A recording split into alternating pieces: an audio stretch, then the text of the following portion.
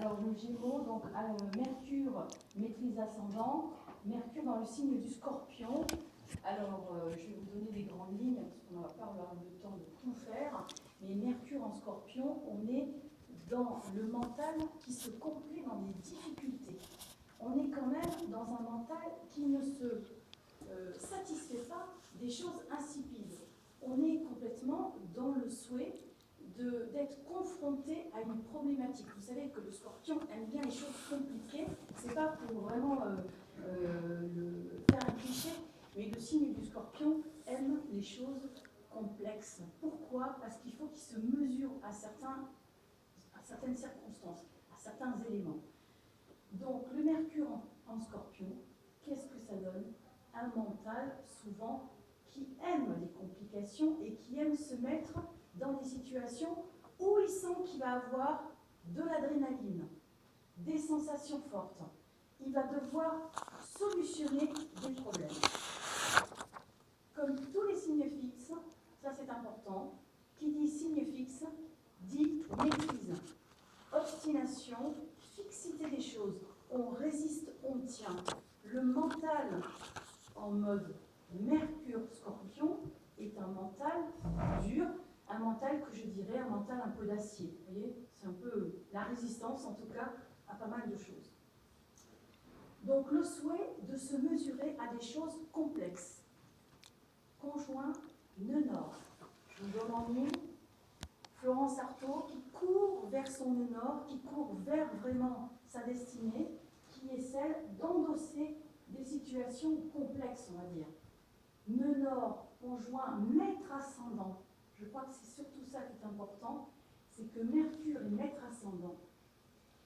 Et là, je vais rejoindre évidemment ce que disait Kevin ce matin, c'est que le maître ascendant, conjoint au luminaire, fait qu'en fait, ce luminaire va incarner sa personnalité. C'est un peu comme si le maître ascendant était une boussole et vous désignez exactement la planète qui se trouve à côté, qui la met en lumière. L'astrologie étant complexe et du cas par cas, il est absolument impossible de dissocier la conjonction Soleil-Neptune. Ici, les transsaturniennes sont intégrées. Neptune, donc Poséidon, en tout cas, le dieu de la mer, Neptune, qui représente aussi, sans pour autant le réduire à la mer, le souhait d'évasion. Le souhait d'évasion du mental. Là, on connaît l'histoire, il s'agit d'une navigatrice. Mais si nous ne connaissions pas l'histoire, qu'est-ce que vous auriez dit? Vous auriez dit, cette personne a besoin de s'évader. Alors, est-ce qu'elle va s'évader au fond de sa bouteille? Est-ce qu'elle va s'évader physiquement, géographiquement? La réponse, on l'a par l'histoire, par la biographie. Cela dit, on pourrait partir dans plusieurs pistes avec Neptune, parce qu'on peut partir sur des dérives. Neptune est aussi une quête possible des paradis artificiels. Mais là, je pense que les choses sont un peu nuancées dans la mesure où on a une conjonction serrée Mercure-nœud nord. 8, 10. Il y a, si vous voulez, dans ce thème, un désir que le mental appelle, c'est plus fort qu'elle, il faut absolument qu'elle se trouve dans des éléments qui sont compliqués. Alors, c'est la mer pour elle, donc avec Neptune, mais c'est pas que ça.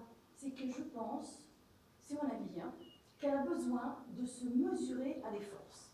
Le Scorpion a besoin, comme je vous disais, d'avoir de l'adrénaline, d'avoir des sensations en tout cas fortes, mais quelque chose qui le fait vibrer.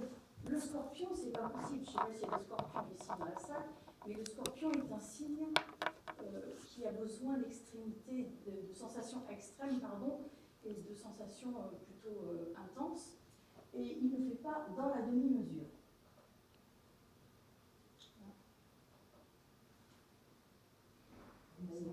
C'est bon? Voilà. Il faut que tu ralentisses, il faut que tu prolonges ton temps de veille. Pardon? Ouais. Sinon, tu sais, je mets un. Oh, non, parce que c'est trop court, là. D'accord, ouais, mais il faudrait que j'aille dans les paramètres et je vais essayer de passer le doigt tout en continuant la conférence. Voilà. Donc, vous voyez, on voit des maisons 6. La maison 6 est associée. Alors, on a un mélange. Hein. On a les conditions de vie de tous les jours, le travail, mais le travail pas dans le sens. Le travail, on va dire, dans lequel on investit son physique, on investit son temps. C'est pas dans le sens carrière, c'est plutôt le travail de tous les jours, acharné, persévérance. Pourquoi? Persévérance du scorpion. Donc là, on va dire que c'est son mental qui va se mesurer à la mer. C'est ça, Florence Artaud. C'est avant tout ça. Donc le besoin de contrôler les choses, et je crois qu'elle a complètement épousé son nord, puisque, enfin en tout cas, elle est allée vers son nord, puisqu'on retrouve des choses vraiment très intéressantes. Et en plus, on a un carré d'Uranus qui n'est pas anodin dans cette histoire, puisque vous savez que les tensions d'Uranus mettent sous pression des énergies des planètes qui sont, enfin en tout cas les planètes qui sont concernées. Qu'est-ce qui se passe? Uranus carré Mercure, c'est souvent le souhait de ne pas faire comme les autres. Parfois, ça peut donner un tempérament, une attitude autodidacte, un tempérament fonceur et surtout débrouillard, démerdeur, quelqu'un qui se démerde en tout cas. Donc, parce que Uranus-Mercure, on est dans le côté dégourdi. Mais ça donne aussi, sans arrêt, ce mental qui est dans le défi. Je crois que c'est ça le plus important. C'est qu'Uranus va coller la pression à Mercure sans la relâcher. Pourquoi? On est dans les signes fixes. Donc on est dans du lion et du scorpion, donc on est dans de la résistance, voyez. Elle est dans un leitmotiv. Tout le temps, le défi, le défi, le défi. L'envie de faire plus et d'aller au-delà de ses propres capacités, on va dire. Alors là, vous voyez cette illustration, c'est vraiment un Mercure qui, pour moi, est un Mercure qui est vécu presque en pleine conscience. Il y a un soleil à côté, c'est un Mercure maître ascendant et qui est conjoint au nœud. C'est-à-dire que dans mon interprétation, mais ça n'engage que mes propos, Florence Artaud a pleinement conscience depuis longtemps, sa biographie le confirme cela dit, qu'elle est faite pour être taillée à se confronter à des situations complexes. Après, le contexte, la mer, fait que, bon, effectivement, il y a Neptune, mais ça aurait pu être tout autre chose. Ce qui est important pour elle, c'est de se dire, c'est dur, mais c'est pas grave, je vais y arriver. Ça, c'est son message. Mais son message qu'elle véhicule, donc elle y arrive. Donc là, il y a vraiment, je crois que pour illustrer là, la force du mental, elle est vraiment dans ce thème.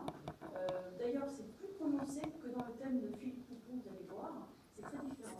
Il y a vraiment une niaque dans son thème. Alors, rien à voir évidemment, mais regardez quand même, pour illustrer, on est quand même, ça attire mon attention.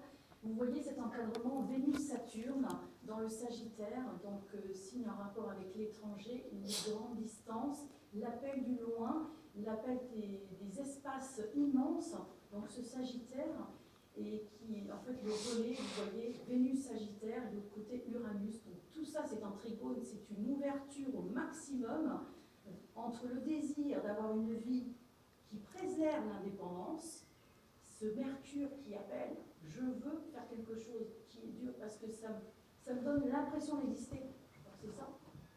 Et après, l'éloignement avec le Sagittaire. Donc l'envie d'une quête, en tout cas d'une quête vers le lointain, très importante. Vraiment très importante. Il me semble, là je ne l'ai pas marqué, mais il y a Chiron pas loin du milieu du ciel. Voilà, Chiron qui est pas loin du milieu du ciel. Donc il y a, à mon avis, dans ce thème aussi, ça n'a rien à voir avec le sujet là, de la conférence, qui est le mental, mais c'est encore une fois, c'est global. On ne peut pas extraire un élément, il faut regarder dans son ensemble.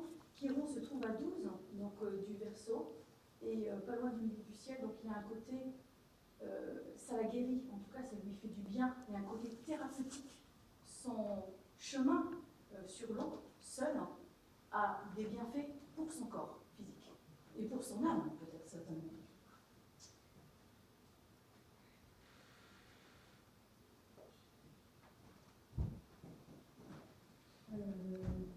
Oui.